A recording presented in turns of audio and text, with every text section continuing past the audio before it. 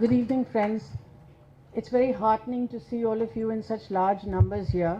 I think it's a testimony to Anjali's great popularity, but I also think it is because all of us do realize that the topic of this book, Death is Not the Answer, is something that we need to take really, really seriously. Death is Not the Answer is not a self-help book, but I think it is a book whose time has come, and it will be very invaluable to talk about it, to share it. I really applaud the courage of the speakers before me to share what has been a personal journey of trauma and then celebration. And I'm so deeply moved by it that I think that we really need no more except to salute you and your spirit, and thank you very, very much, both of you, and also Shefali, who was here. The first time I encountered suicide was when I was in the 9th standard. And I'll read you a little bit from there. She stopped at the yet to be completed building, walked up 14 floors, then made her way to the terrace. She counted the steps to the edge of the building, looked down at the minuscule people going about their daily chores, and then climbed down. The next day she repeated the exercise. On the third day, she jumped to her death.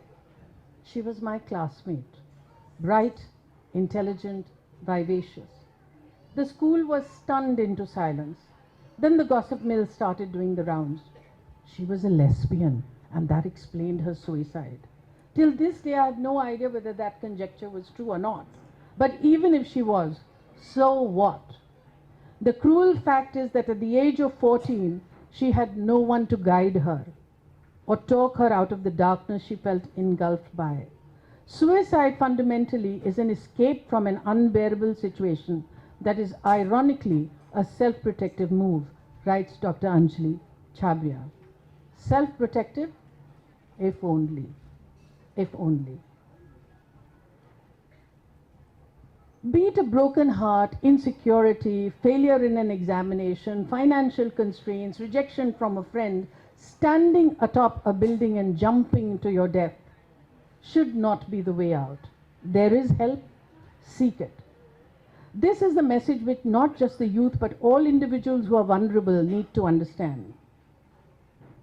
Yes, life will not pan out the way we imagine it will, and there will be times when we may not be in a mental condition to make the best decisions for ourselves. It is especially at times like this that we need to reach out to those who can help us rethink and reconsider. There is always another option.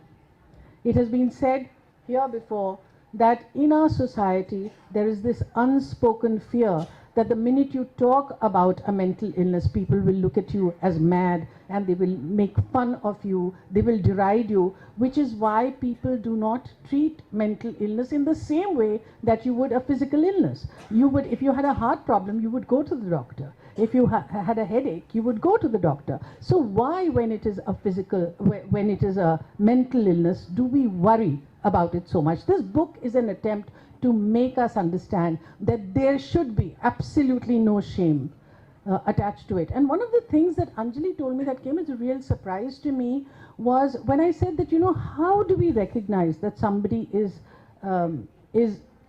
sort of has a tendency to commit suicide?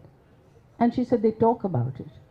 And that came as a huge surprise to me, because you know how we are. If somebody talks about suicide, we say, "Itna drama kar rahi hai, aise thodi koi baat karta hai." She would commit suicide. Now that is the wrongest thing. You have to pick up that signal. If somebody talks about suicide, that person needs help. This is something that we should all realize.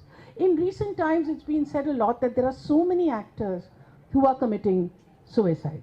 What is the reason for this? There's much speculation. There's always some TV actress that you hear about and then you say, oh, she had a boyfriend and there was a problem over there. Some kind of thing saying that, you know, there must be some tendency because she is an actor, that there must be something mad. Recent times, Robin Williams actually, when he committed suicide, it came as such a shock, because I mean, here was this person who had brought humor into their lives, whose sensitive portrayal in Dead Poets Society, you believe that he had life at his fingertips.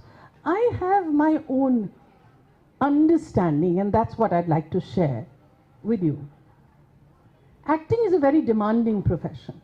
It demands that the actor remain in a state of perpetual emotional preparedness, ready to explode at the command, start sound, camera, action. Shot done, she is expected to effortlessly push back the emotional upheaval into storage and function normally. We are consistently asked to do the opposite of what civilized behavior asks us to do. Civilized behavior says control your emotions, don't show them. What does acting say? At the click of a button, emotion number 36, nikal ke aao, ha, ro ke, फिर finally go back to being completely normal. Oh, हंसते रहो, and go back to life which is completely different. It has to take its toll. If you are a serious actor and if you're looking for your resources from life itself, these emotionally draining moments really take their toll on you. Inevitably, the residue of frequent emotional churning leaves its traces. No wonder actors are prone to being neurotic and highly strung. It is an adrenaline rush. Actors inhabit the world of the characters they play and willingly expose themselves to varied and demanding emotional roller coaster rides. This has many effects. The highs of success, the lows of failure. Coming under the glare of public scrutiny, all this often leads to anxiety and depression. Nobody believes this. An actor is supposed to be the epitome of confidence and positivity. Friends and family are often unable to understand this. Even small irritations start assuming the proportions of insurmountable obstacles. The more you struggle against it, the more tightly the depression holds you in its grip. At such times, you need professional help. Dr. Anjali Chhabria has equipped hundreds of vulnerable people with the ability to recognize symptoms of depression and find the strength to overcome feelings of hopelessness before it becomes too late. So, here's to Anjali Chhabria.